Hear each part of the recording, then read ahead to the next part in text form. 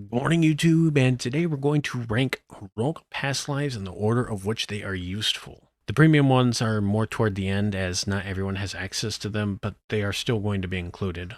I want to make a note that this video was inspired by Prince of Asphodel on YouTube. His channel will be in the description below, as well as the video that inspired me. And of course, like Prince of Asphodel, we have to rank Paladin at number 1. There's just nothing like Paladin, the same goes for Sacred Fist. They are both similar aspects that they provide healing amplification, which is helpful when questing, when in combat, and especially for your healers at endgame. They always love an individual with good healing amplification. It doesn't matter if you play a Warforged or an Undead, being affected by positive spell power is huge, ranging from just your heal spells or your teammates. My honorable mention is going to be Druid. Blightcaster, while it's free, is not very useful, but Druid, on the other hand, grants +2 to the stats of your hirelings, summoned creatures, and controlled creatures. Having 3 of these have helped my Frogo find traps with greater heroism in Vaughn 3. It's a level 3 rogue in a level 11 dungeon, and while it's a niche past life, if you run with hirelings, it's definitely not bad by any means. Now, personally, in my number 2 slot is going to be Barbarian. Not everyone runs a specific style or a caster, and the flat hit points I found is more useful than spell power, DCs, or flat damage. For my number 3, we're going to include the Wizard. The main reason we include the Wizard isn't for the actual past life benefit, but it's more so for the feat. The feat grants +1 to all DCs for any caster that you decide to play. The DCs are very huge, especially if you play something like this Wizard that you are currently playing, or a Sorcerer that can use Illusion, Necromancy, and Evocation. Number 4 is kind of a toss-up. I wanted to put Sorcerer here, but instead I'm going to actually put Ranger and or Dark Hunter in this spot. Dark Hunter is very useful for any kind of style, as this applies deception bonuses to your character if you decide to use weapons to deal damage through either melee or ranged means. These are both very good past lives. Number 5 is pretty clean.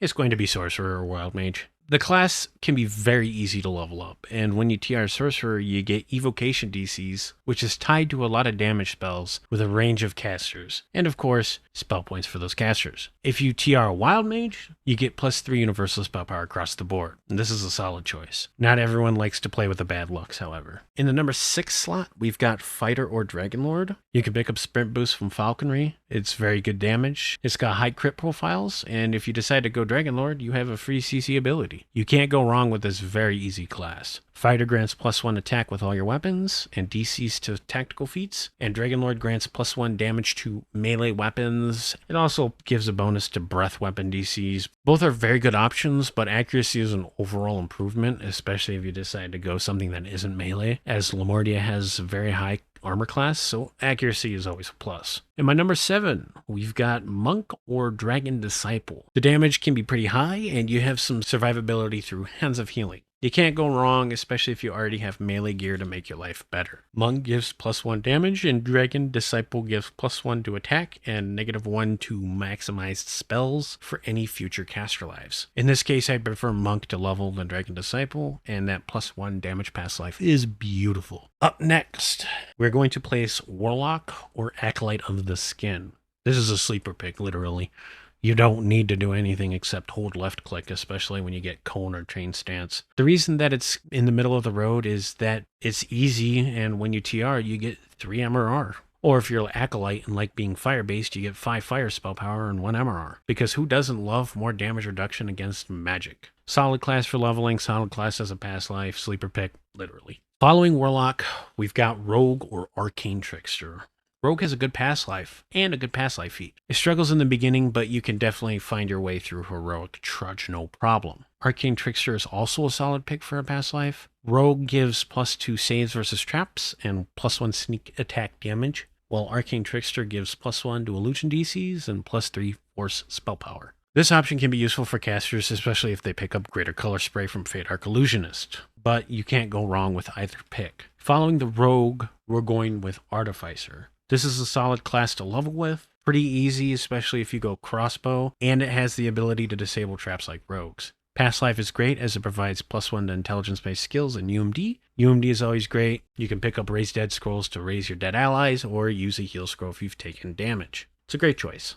With trapping out of the way, we are now going to the divine classes. And yep, Bard is considered a divine as they get religious lore feat. But unfortunately, they're one of the last few. I'm a huge fan of Favorite Soul. I use it as a healer at endgame, and you really can't go wrong. You have 3 trees. One of them is a healer tree. I wouldn't recommend trying to level it as a healer, but that's why you have Angel of Vengeance. It is a casting light nuking tree that also comes with double Comet Fall and such. You can also play into War Soul if you wish, but double Comet Fall always makes my life easy when you get to that level range. The past life isn't so great, but it can be pretty easy to level. You get +1 to spell penetration checks and 20 spell points. Not good, but not bad. Following the Divine Train, we've got Cleric or Dark Apostate. These are both solid picks for Divines. I've had some of my friends run them as the domains can be pretty strong, and Flame Strike is a great leveling ability as it has a strong area of effect. It has less spell points than a Favorite Soul and probably an even worse past life in my opinion, with bonuses being +1 to Conjuration DCs and +1 turn undead attempts per rest with +2 to your effective turning level. Very niche unless you are Divine and running undead quest. The same goes for Dark Apostate. It's very niche unless you decide to play undead classes or races such as Stampeder. Dark Apostate gives +5 negative spell power and +5 negative healing amplification. Solid leveler, niche past lives. Of course, for the last Divine, even though it's not really Divine, it is Bard or Stormsinger.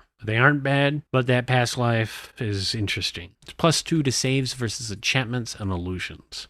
I wish we had the past life feat that grants +1 to charisma skills, but unfortunately it does not. Stormsinger is good for leveling, as well as Bard, but the past life is niche. +5 to electric and sonic spell powers are niche spell powers that not many people will run, especially at endgame. But if you decide to run electric spell power through Druid or Sorcerer, it's definitely not a bad pick at all. And of course, coming in the last spot to nobody's surprise, we have the Alchemist.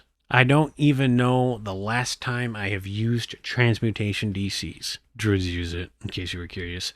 But overall, it's a very poor past life. The 20 spell points are cool, but there's a reason this class is least played according to the audit. It's not a style for everyone, but it's definitely okay. Free sprint boosts and multi-vial, which clears packs at 12, is a strong closer for the heroic completionist feat. So that was all the past lives and their respective archetypes. Did I get anything wrong? Would you change the list? Would you swap some of them? What are your rankings for past lives to make a priority? Let me know in the comments below. I hope you enjoyed this video. Don't forget to leave a like. So yeah, peace.